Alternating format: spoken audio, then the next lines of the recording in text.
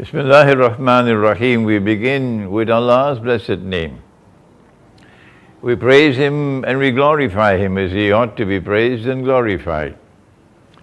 And we pray for peace and for blessings on all His noble messengers, and in particular on the last of them all, the blessed Prophet Muhammad sallallahu ta'ala alayhi wa sallam.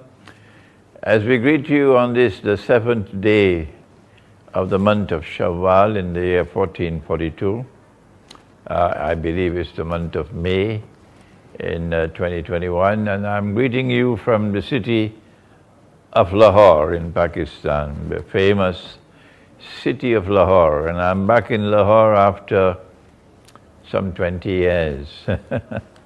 I arrived in Lahore 2 days ago, and very tired after driving for some 4 to 5 hours from Rawalpindi. But yesterday I began my work in Lahore, and I began appropriately so. The first thing I did was to go to the grave of that outstanding scholar, Dr. Israr Ahmad, and pay my respects at his grave and make dua for Allah's kindness, Allah's forgiveness for him, and that Allah might bless him, inshallah, with Jannah. I also met with some distinguished scholars yesterday, Professor Dr. Naqvi, who is the Dean of the Faculty of Islamic Studies at the University of Punjab. I also met with Urwa Maqbool Jan, and we had a short session together, getting to know each other. I met several other people yesterday. This morning I went to meet with a Sufi Sheikh, and today I'm now recording my first video in Lahore. And our topic is Pakistan and the Great War. This is a follow-up to the last topic on Turkey and the Great War. In that talk, I had to recognize that Turkey is a member of NATO, the North Atlantic Treaty Organization. And the Quran very plainly and very clearly has prohibited Muslims from such a thing, membership in NATO. We don't have the time to go into the verses of the Quran, but we've done it several times in the past. And Allah continues to say that if you join them, in NATO, for example, that alliance of Jews and Christians, which is at the heart of modern Western civilization, and which has NATO as its military arm. I have to say these things because there are those who seem to be deficient in thinking. So I'm sorry, but I can't keep on repeating and explaining all the time for those who are deficient in thinking. And even though I explain with clarity, they still don't understand. If you join them, you no longer belong to us, you belong to them. وَمَنْ يَتَوَلَّهُمْ مِنْكُمْ فَإِنَّهُ مِنْهُمْ. And so using the Quran as the measuring rod, using the Quran as the criterion with which to judge and to distinguish truth from falsehood, we have come to the conclusion that so long as Turkey remains a member of NATO, Turkey don't belong to us, it belongs to them. And we have found to our sadness that Turkey is showing no signs whatsoever of leaving NATO. Indeed, NATO has military bases in Turkey, and these military bases have nuclear weapons in them. And they're not there only for decoration. We are of the opinion, which we expressed in that video, and you are free to differ with us, but if you differ with us, you must tell you what is your view. We are of the view that when the Great War starts, when NATO, which is lusting for war with Russia and China, provokes that war, and we expect it, and we hope we are wrong. Let me repeat it. Let me repeat it. We hope that we are wrong. Even though we repeat it, they don't hear me. We hope that we are wrong. We are expecting that war to take place during the 4 years of Joe Biden as President of the US. And we expect that by the time the war takes place, Turkey will still be a member of NATO. There's no sign showing any possibility of leaving. And so we are of the view that Turkey would be obliged, according to the law of the treaty by which you join NATO, to join in the war against Russia. All of this is simple to understand.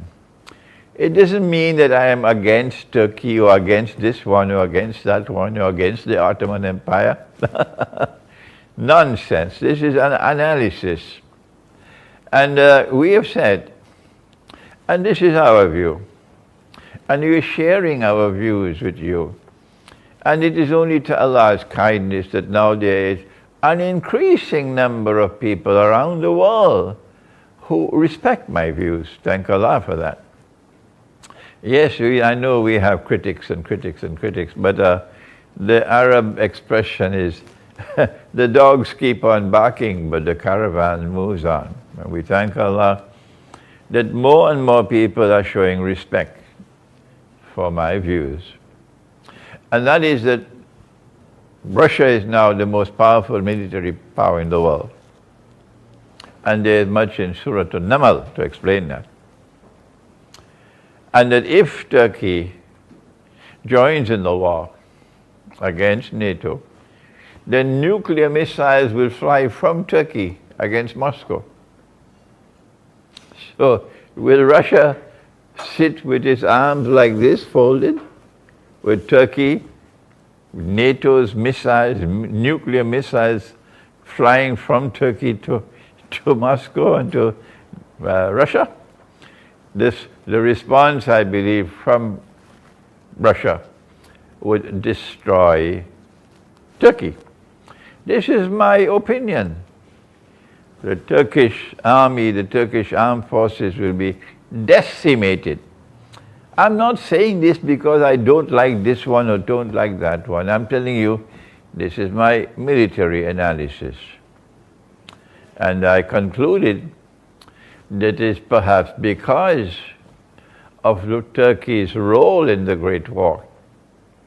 That is why our Prophet, Allah's blessings be upon him, prophesied that within 7 months or 7 years of the Great War, the conquest of Constantinople will take place. But there are those who are deficient in understanding, and they don't understand that the conquest of Constantinople prophesied by Nabi Muhammad ﷺ will take place after the Great War. No, it took place before the Great War. The world of Islam is fed up with these schoolboys, fed up with you and incapable of even understanding simple things. Our Prophet prophesied the conquest of Constantinople after the Great War, and the Great War has not taken place as yet. And that conquest of Constantinople will become possible because the Turkish armed forces will be decimated in the event that Turkey joins with NATO in war on Russia. If Turkey does not join in that war with Russia, it will imply that Turkey would have left NATO before the war. If that happens, we would be very pleased and happy that Turkey is now acting in a manner consistent with the truth. and are submitting to the Quran, but we've not seen any signs that the Turkish leadership is showing that respect for the Quran. And then we've continued to explain that in our view, and you're free to differ with us, the primary reason for the conquest of Constantinople is not military, is not the freeing of the Bosphorus and the Straits of Dardanelles. This was a view I had 10 years ago when I gave my first lecture on this subject at the International Islamic University in Malaysia. Subsequently, I realized, no, this is one of the reasons that the Bosphorus and the Straits of Dardanelles will now be free from NATO, and that the Russian Navy will be able to pass through and enter into the Mediterranean, and that's bad news for Israel. But now I came to the conclusion that no, that's not the most important reason. Because Allah gives insight and He chooses when to give it. And we sit and we wait and we think and we think and we ponder and we analyze. And then the insight comes when it comes. That the primary reason for the conquest of Constantinople, whether they like it or they don't, whether they agree with it or they don't, is irrelevant. Because they would not have the power to prevent it. And that is that when we conquer Constantinople, we will return Hagia Sophia. When I arrived in Pakistan 6 weeks ago, I arrived to a country and a people who are all supporting the conversion of Hagia Sophia for the second time to a masjid. But in these 6 weeks that I have been here and explaining the subject from the Quran, I have not found even one Pakistani, not one, who has come before me to support it. Now they all agree, at least those who are meeting with me, they all agree that no, this is wrong. To convert Hagia Sophia to a masjid for the second time, shamefully, disgracefully, sinfully. So this is a good sign that Pakistan can be saved from this brainwashing. And when we return Hagia Sophia to the Orthodox Christian world, then, says the Quran, at that time you see the fulfillment of the prophecy in the Quran that you'll most certainly find those who will be closest in love and affection for you, to be a people who proclaim their identity that we are Christians. So it's not you who will decide who are the Christians who will be closest in love and affection for us. Thank you, we don't need your opinion.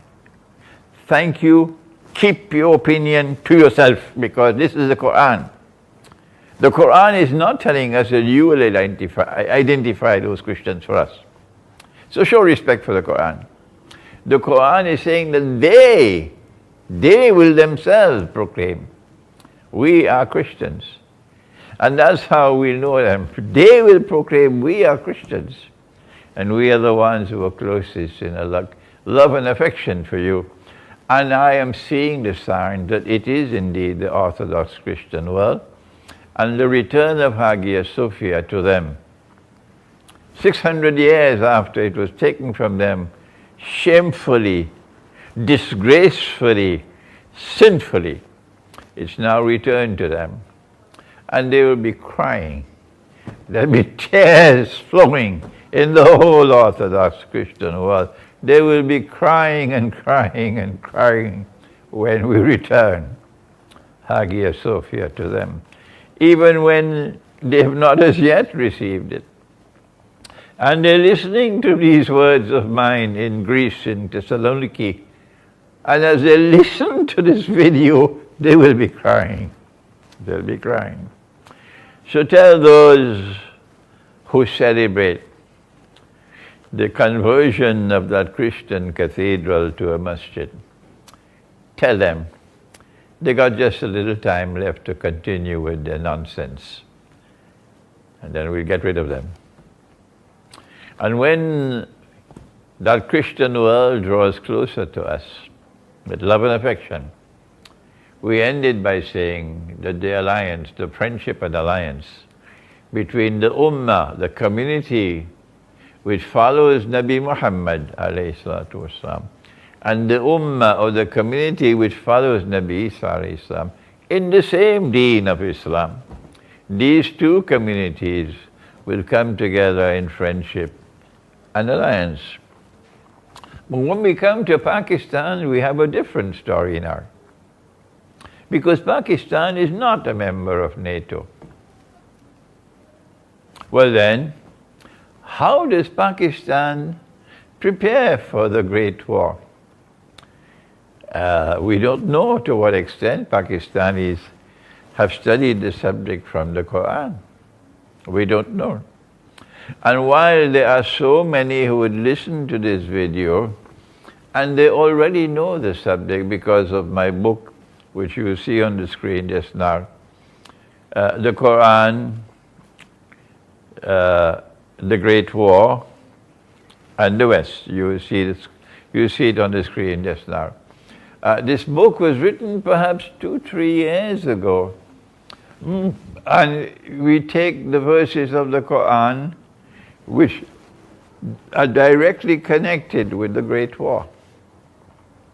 The Pakistani Muslims would probably be aware, the Pakistani Christians already know, that a great war is coming prophesied by our Prophet, Allah's blessing be upon him.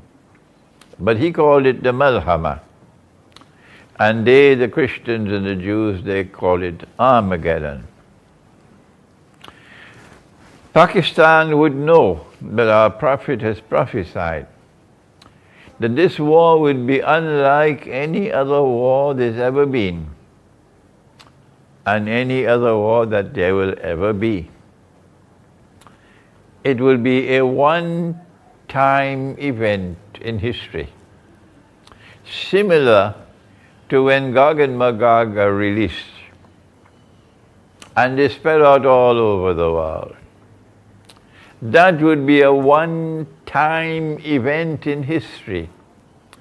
A people with irresistible power, and who use power to corrupt and to oppress. And they are released into the world, and they spread out all over the world, and they take control of power in the world. Gog and Magog. This is the Quran. And eventually they bring a people back to the town from which those people had been expelled for 2,000 years previously. And Allah had placed a ban on them. They could never come back to reclaim that town as their own until Gog and Magog bring them back. And so, of course, we know it's Jerusalem, but they don't. We know it's Jerusalem, so let them keep on waiting. And therefore, that would be a one-time event in history. You got to be blind. For 300 years you have to be blind to not see it. Similar with the Great War. It's a one-time event in history. And our Prophet has said that 99 out of every 100 of the combatants in that war would be killed. There's never been such a war in history. And therefore, we conclude, logically therefrom, that the Great War would be a war in which weapons of mass destruction would be used, unlike any other war in human history. So there are no experts. None. And we from eschatology, we have knowledge today. The political scientists and the military scientists, they don't have that information, we have it. And so in our next video, we take a look at the Great War, in which nuclear weapons and thermonuclear weapons and weapons we don't know about as yet would be used. and millions will die. And what would be the implication in that war for Pakistan? So stay tuned for our next session, inshallah. Thank you. Wassalamu alaikum wa rahmatullahi wa barakatuh.